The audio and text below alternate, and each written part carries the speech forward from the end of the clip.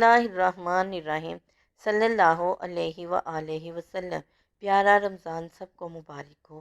آج ہم رمضان کے 12ویں روزے کی اہمیت اور اس میں پڑھے جانے والے وظائف کے بارے میں بتائیں گے کہ بعد نماز فجر، ظہر، عصر، مغرب اور عشاء میں کون کون سے وظائف کرنے ہیں۔ اس سے پہلے ہم احادیث کی روشنی میں روزے کی اہمیت، فضیلت اور برکت بیان کرتے ہیں۔ حدیث شریف میں آیا ہے کہ رسول اللہ صلی اللہ علیہ وآلہ وسلم نے فرمایا ہے، اگر روزے کی برکت اور فضیلت کا معلوم ہو جائے تو لوگ خواہش کریں کہ سارا سال ہی روزے رہیں۔ بے شک اس حدیث سے یہ بات ثابت ہوتی ہے کہ روزے کی بہت زیادہ فضیلت ہے۔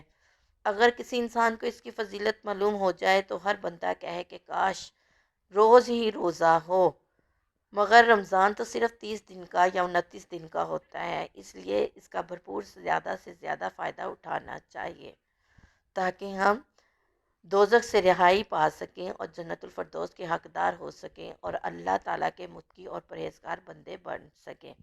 اب ہم آتے ہیں وظائف کی طرف کہ بعد نماز فجر کیا پڑھنا ہے۔ بعد نماز فجر دعائے رزق، اس کو 40 مرتبہ پڑھنا ہے۔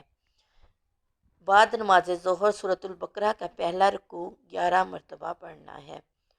بعد نماز عصر درود ابراہیم کو 47 مرتبہ پڑھنا ہے۔ بعد نماز مغرب سورۃ البقرہ کی آخری 2 آیات، اس کو 11 مرتبہ پڑھنا ہے۔ بعد نماز عشاء دعائے قرب، اس کو 40 مرتبہ پڑھنا ہے۔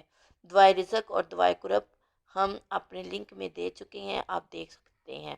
اللہ تعالیٰ ہمیں ان وظائف پر عمل کرنے کی توفیق عطا فرمائے اور اپنی بارگاہ میں قبول و منظور فرمائے، آمین۔